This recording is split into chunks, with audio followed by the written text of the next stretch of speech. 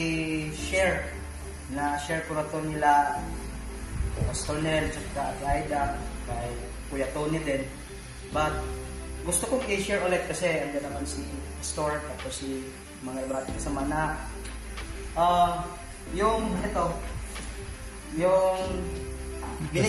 binigyan ako nito ni Pastor Boyet.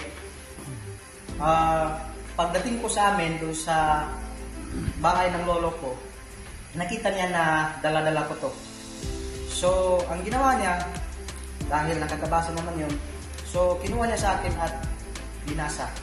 At nang umuwi na ako, is hiningi niya sa akin dahil gusto niyang pag-aralan. So, my lolo is Baylan. Yung dato, gumagawa ng ritual. Sa amin, tagpamuhat. So, how many times nag-aral pa po sa seminary, how many times na nag-share ako sa kanya about the gospel using Visayan Bible.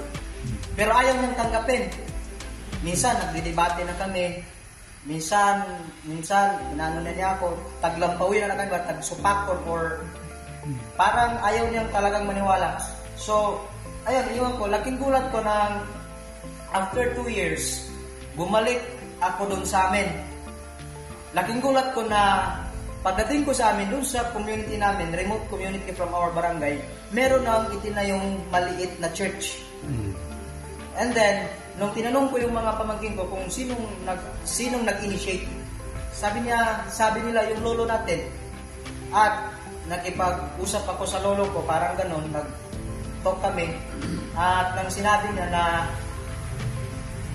dito sa lingwahe na to, mas naintindihan talaga niya kung ano ang gustong iparating ng Panginoon sa kanya. You know what? Grabe. I was so shocked at that time. Parang ayaw kong maniwala kasi nag-aaway kami ilang 3 years ako sa seminary. Every vacation, pupunta ako dun sa kanila. Tapos, tinatry ko talaga siya about salvation. Ayaw talaga maniwala.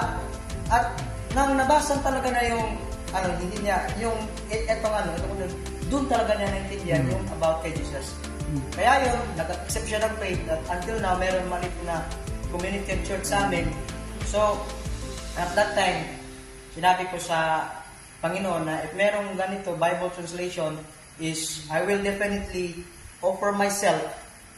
Kasi yung impact na kung nangyari ito sa lolo ko na, let me say, frankly, pagan, how much more sa ibang tao rin na ayaw maniwala sa Panginoon. Saka, isa lang yung commitment ko talaga dito na as long as talaga maganda yung pangangatawan natin, saka walang mga balakid, mga problema parang gano'n, I will continue to offer my life to, translate itong Bible natin. Kasi, like what I said, isa lang talagang nagpapa-motivate akin eh.